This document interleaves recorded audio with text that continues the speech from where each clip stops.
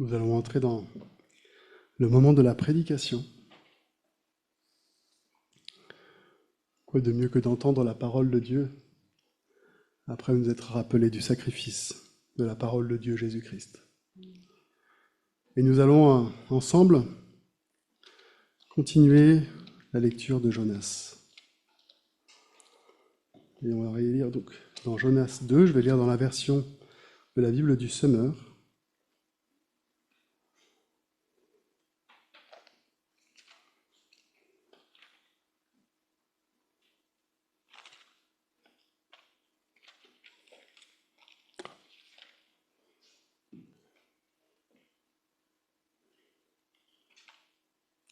Jonas 2. Alors Jonas, c'est l'histoire de Jonas, c'est une histoire qui est bien connue, même en dehors des églises. Une histoire qui reste encore assez répandue, et en tout cas que beaucoup de nos enfants connaissent. Mais pour ceux qui ne connaissent pas, je vais faire un petit récapitulatif. Jonas, c'est un prophète qu'on le retrouve aussi en Deux Rois.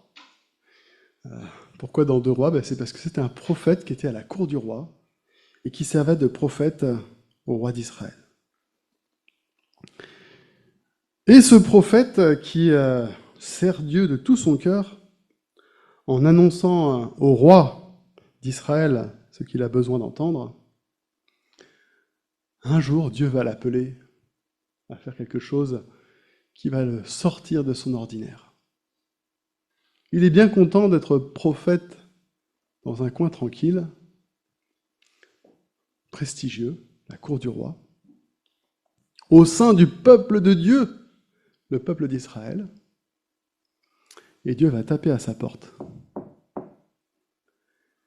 Et il va lui dire, Jonas, tu vas partir à Ninive, tu vas quitter la cour tranquille du roi d'Israël, tu vas quitter ta vie paisible et tu vas aller annoncer l'évangile à plusieurs milliers de kilomètres, et pas à n'importe qui, à l'ennemi juré d'Israël, un peuple de barbares qui massacre à tout va et qui roule littéralement sur les gens avec des chars sur lesquels il y a des épées sur les côtés pour faire des carnages incroyables, qui massacrent des villes entières, passant hommes, femmes et enfants par le fil de l'épée.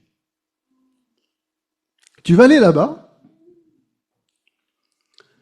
et tu vas aller leur dire que le jugement de Dieu va s'abattre sur eux. Alors, Jonas, plein d'entrain, court dans la direction opposée. Il refuse d'aller à Ninive, et vous saurez la semaine prochaine pourquoi il a refusé véritablement d'y aller. Il refuse d'aller à Ninive, il a probablement en partie peur de se faire tronçonner vivant. Il prend un bateau et il veut partir pour Tarsis.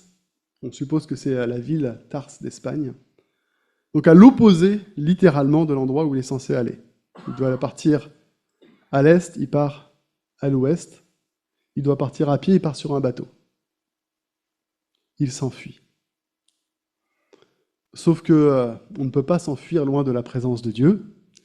Comme il le dit plusieurs fois dans ce premier passage, il veut fuir loin de la face de Dieu, croyant qu'en fuyant le pays d'Israël, il fuira la face de Dieu.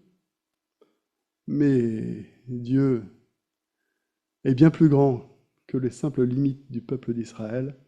Il couvre toute la terre et tout l'univers, et on a beau fuir, on est toujours devant sa face. Alors Dieu fait lever une tempête terrible. Les marins ne comprennent pas ce qu'il se passe. Ils prient tous les dieux possibles et imaginables. Jonas est en train de dormir au fond de ce bateau sans se rendre compte de rien. Et ce n'est pas du sommeil du juste, pour le coup. Et là, les marins viennent le réveiller, ils disent « Jonas, qu'est-ce que tu fais à dormir? Il faut que tu pries ton Dieu. » Tous les païens qui prient, et Jonas, qui a le véritable Dieu, ne prie pas. Jonas se réveille, et là, il se rend compte qu'il a fait une bourde, et il dit « En fait, ce qui se passe, c'est de ma faute. » Il n'est pas prophète pour rien. Il sait interpréter les signes de Dieu. Ce qui se passe, c'est ma faute. Jetez-moi à la mer, c'est le seul moyen de vous en sortir. Alors les marins, qui pourtant ne sont pas chrétiens pour un sou, c'est le cas de le dire, il n'y avait pas Jésus-Christ encore, refusent de le jeter à la mer. Ils essaient de trouver toutes les solutions, ils jettent la marchandise, ils essayent de ramer. Ils veulent sauver Jonas. Au bout d'un moment, il faut bien qu'ils arrivent à la conclusion. Il n'y a qu'une seule chose à faire. C'est ce que le prophète de Dieu déclare. Il faut le jeter à la mer. Alors, à contre-cœur, ils prennent Jonas, ils le jettent à la mer. Immédiatement, la tempête cesse. Jonas n'est plus à bord. Et tous ceux qui priaient des dieux païens, qui se vouaient, qui ne savaient plus à quel Dieu se vouer, reconnaissent la grandeur de Dieu et adorent le Dieu qui a créé le ciel et la terre. Alors, il a fait une escapade qui n'était clairement pas à la gloire de Dieu, mais même au sein d'une escapade qui est contre la volonté de Dieu, Dieu peut toucher des cœurs et il sauve tout un équipage. Mais du coup, on a un Jonas qui est à la mer, et c'est là qu'on s'est arrêté dimanche dernier. Qu'est-ce qui va se passer avec ce pauvre Jonas qui était balancé à l'eau et qui refuse d'obéir à Dieu? Vous vous rendez compte qu'il préfère qu'on le jette à l'eau plutôt que de demander de faire demi-tour au passage. Et c'est vrai qu'il y a des moments où Dieu ne nous corrige pas par des paroles, mais il met un stop. Et là, Dieu, il a mis un gros stop à Jonas. Un arrêt brutal, un arrêt probablement très déstabilisant pour Jonas, qui se retrouve en plein milieu de l'eau, dans une tempête, et qui doit se dire « Mais qu'est-ce que je fais là ?» Et donc c'est là que commence l'histoire, la suite de l'histoire de Jonas, et nous allons l'apprendre ensemble dans Jonas 2. Donc Jonas est dans l'eau, et l'Éternel fit venir un grand poisson pour avaler Jonas. Alors, on va tout de suite faire taire les cris scientifiques. Un grand poisson qui pourrait avaler Jonas tout entier, ça n'existe pas. Alors, les Israélites, à l'époque des Sémites, ne faisaient aucune distinction entre un poisson et une baleine, et quel que soit autre animal qui vivait dans la mer. Tout ce qui était dans l'eau, c'était des poissons. Il n'y avait pas de distinction. C'est comme nous, on parle des insectes, et on balance dedans les araignées et plein d'autres choses. Les araignées, ce n'est pas des insectes, pourtant on utilise le même mot un peu pour tout. Et bien là, c'est pareil. Tout ce qui est dans l'eau, tout ce qui nage, c'est des poissons. Donc on peut faire taire les critiques scientifiques. C'est peut-être une baleine, c'est peut-être un cachalot, c'est peut-être un requin-baleine, on n'en sait rien.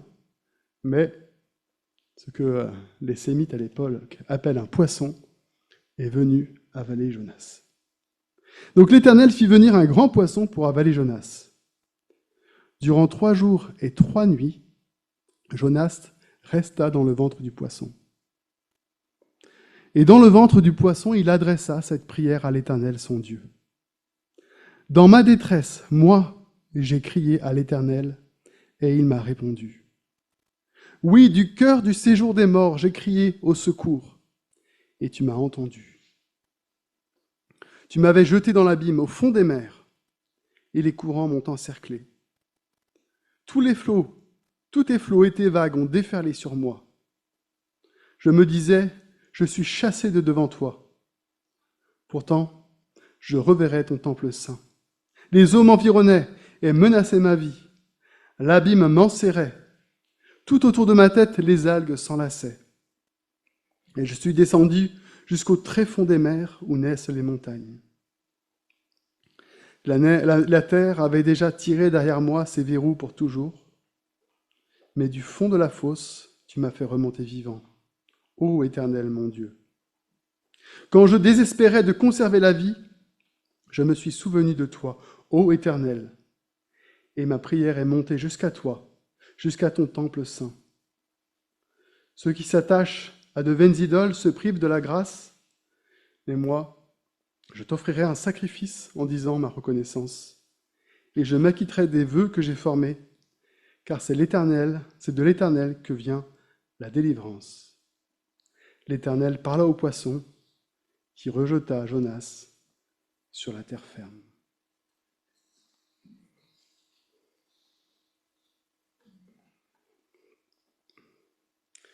Alors on passe parfois par des moments difficiles. On a parfois nous aussi l'impression d'être coincé dans le ventre d'un poisson, dans l'obscurité. Ça sent pas très bon, c'est humide, c'est loin d'être confortable. Et on est coincé là et on se demande, mais qu'est-ce qu'on fait dans cette situation? Alors il faut le dire clairement, Jonas, il n'est pas innocent dans toute cette histoire. C'est pas toujours le cas. On est souvent dans des problèmes pour lesquels on n'a absolument rien fait et qui nous tombent dessus. Mais là, Jonas, il a quand même fui l'appel de Dieu qui lui disait « Lève-toi et va à Ninive ». Et lui, il s'est levé, il est parti ailleurs, volontairement, dans le sens opposé à cet endroit où Dieu l'appelait. Cette tempête n'est pas neutre, et cette tempête n'est pas un hasard. C'est un jugement de Dieu sur l'attitude de Jonas. Mais on voit que ce jugement n'a pas pour but de détruire Jonas. On aurait pu le croire à la fin du chapitre 1. Il est filé, ça pourrait d'ailleurs, l'histoire aurait pu s'arrêter là. Hein. Mais ça ne s'arrête pas là. C'est un jugement de Dieu, mais qui n'a pas pour but de détruire Jonas. Il a pour but de l'empêcher de se perdre. Sans la tempête, Jonas aurait continué à fuir la face de l'Éternel, du moins ce qu'il croyait. Donc Dieu fait intervenir la tempête pour arrêter Jonas dans sa folie. Ce n'est pas un jugement de colère, c'est un jugement de miséricorde. Il intervient pour que l'homme arrête sa folie et se tourne vers le Dieu créateur du ciel et de la terre. Jonas se trouve dans un lieu qu'il n'a pas choisi. Il a choisi d'être balancé à l'eau. Il se retrouve dans le ventre d'un poisson. Il ne comprend pas immédiatement probablement pourquoi il y est. Imaginez, vous êtes dans l'eau tout d'un coup, vous sentez quelque chose qui se passe, vous vous retrouvez dans un endroit où vous ne comprenez pas vraiment ce que c'est, et puis vous tâtonnez, vous arrivez à respirer, visiblement il y a de l'air à l'intérieur, c'est visqueux, c'est poisseux, ça sent pas bon, et là vous réalisez que vous venez vous faire avaler par une espèce d'énorme poisson. Pas facile, hein? On se retrouve vraiment dans une situation où on ne maîtrise plus rien. On ne sait pas ce qui va nous arriver. On ne sait pas où on va. Et on ne sait pas où si on va s'en sortir. Il est arrêté en pleine course. Il se retrouve dans un lieu impuissant. Et la seule chose qu'il peut faire, c'est attendre. Et je dois vous avouer que cette semaine, je me suis senti un petit peu comme Jonas dans le ventre du poisson. Pas parce que j'ai fait quelque chose de mal, mais j'étais moi aussi dans une situation où je ne comprenais pas trop ce qu'il se passait. Le projet avait été rejeté, je ne savais pas du tout où on devait aller, et j'étais un peu découragé. Je ne savais pas trop ce qu'il fallait faire. Je veux vous faire un petit cœur ouvert. Hein. Je me suis posé beaucoup de questions et je n'ai pas encore beaucoup de réponses. Je me suis demandé pourquoi. Pourquoi est-ce que Dieu, tu as mis un stop à ce projet? Pourquoi est-ce que Dieu, tu n'as pas permis que ce projet continue. Pourquoi est-ce que Dieu, tu nous as arrêtés dans cette course? Par ce vote? Est-ce que c'est parce que je fuyais une forme d'insécurité financière de l'Église en cherchant une solution plus confortable, plus maîtrisable?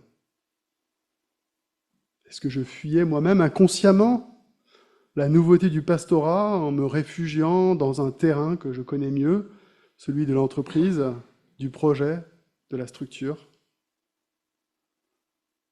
Est-ce que je cherchais à rendre plus simple un appel qui, en réalité, est exigeant pour chacun de nous?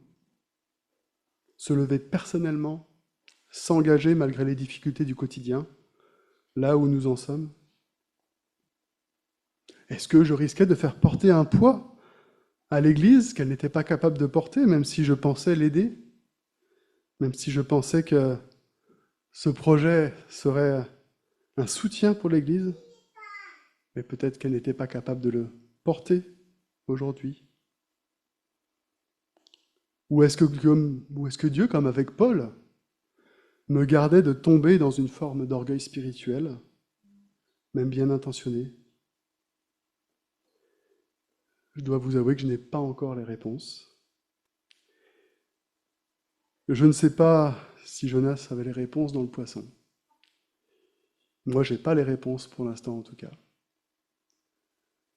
La seule chose que je sais, c'est que cette prédication sur Jonas est prévue depuis des mois, avant même que le projet ne soit pensé, que la première prédication devait avoir lieu le 4 janvier, mais qu'un concours de circonstances a fait qu'elle a été décalée au 11 janvier, et qu'elle est tombée pile, cette prédication sur Jonas 1, l'appel, et Jonas 2, le poisson, pile, le jour de l'AGE et la semaine qui suit. Et je ne crois pas au hasard.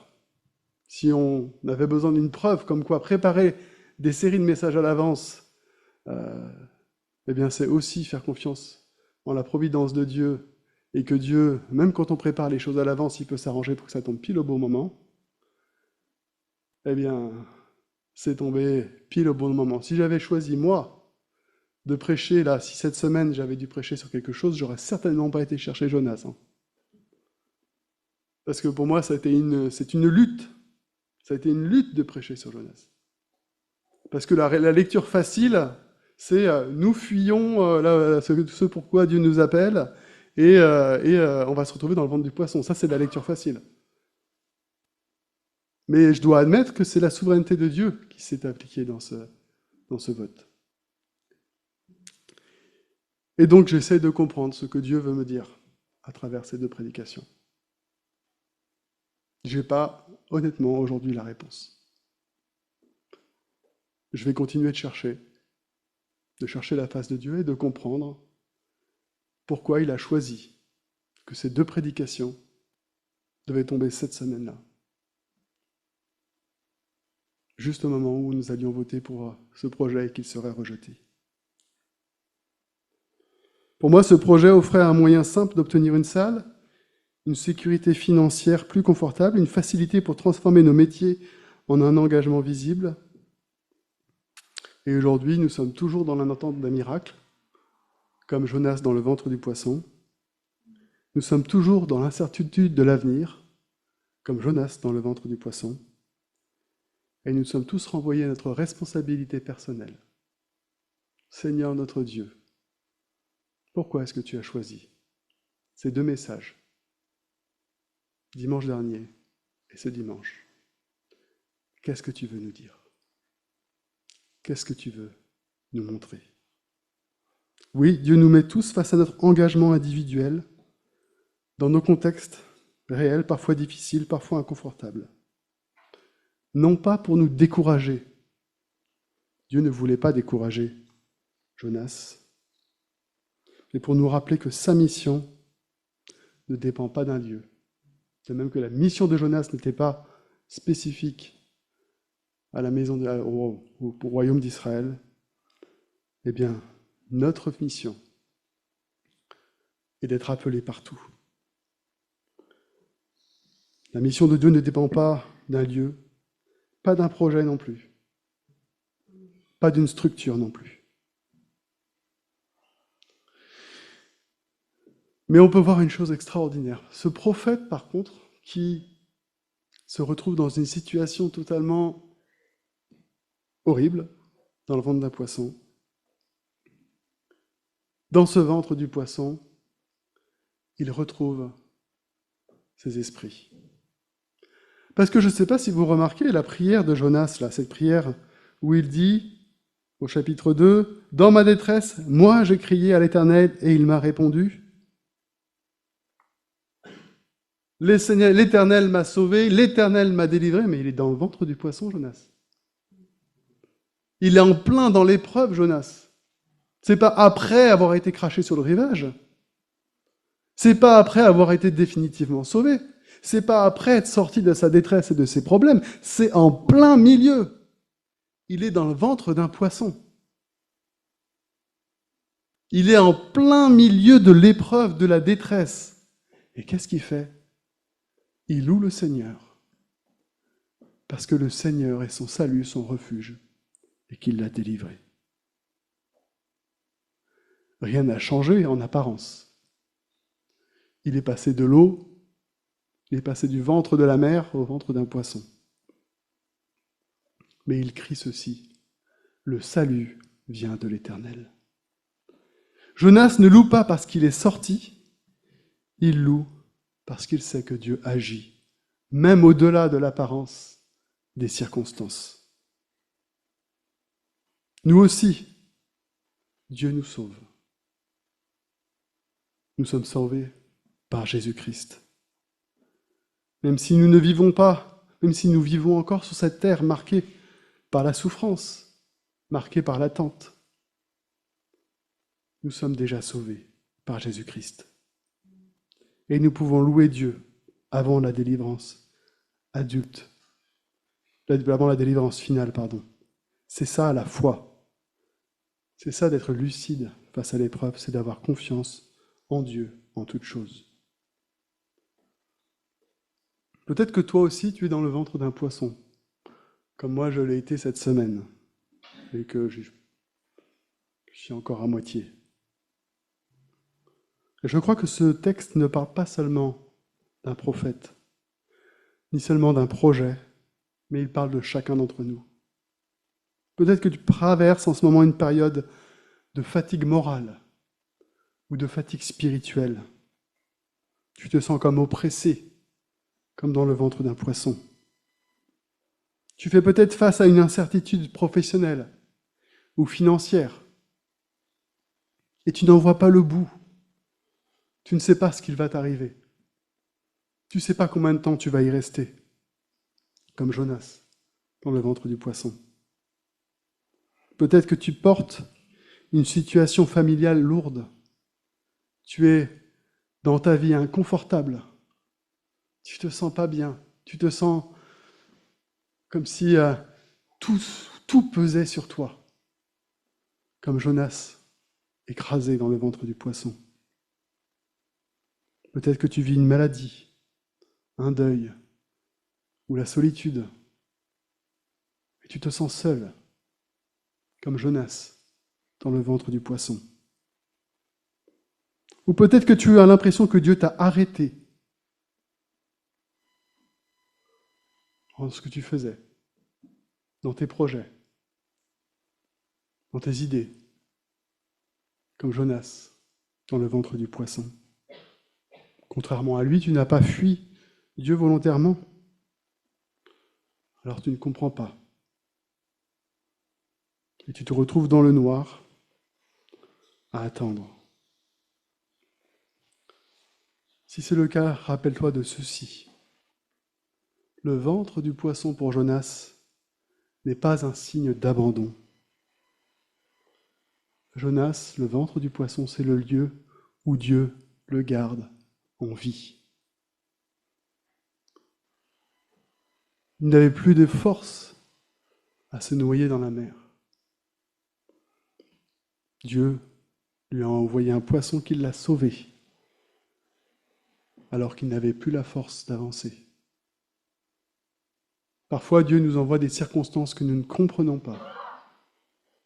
Et on se sent comme dans le ventre d'un poisson. Et parfois, c'est effectivement ce poisson que Dieu nous envoie. Parce que nous n'avons plus la force d'avancer. Sans le poisson, Jonas meurt. Jonas est jeté à la mer. La tempête fait rage, il coule. Le poisson n'arrive pas juste pour l'engloutir, il arrive pour l'empêcher de périr. Oui, le poisson est sombre, il est étouffant, il est inconfortable. Mais pour Jonas, c'est un lieu de salut.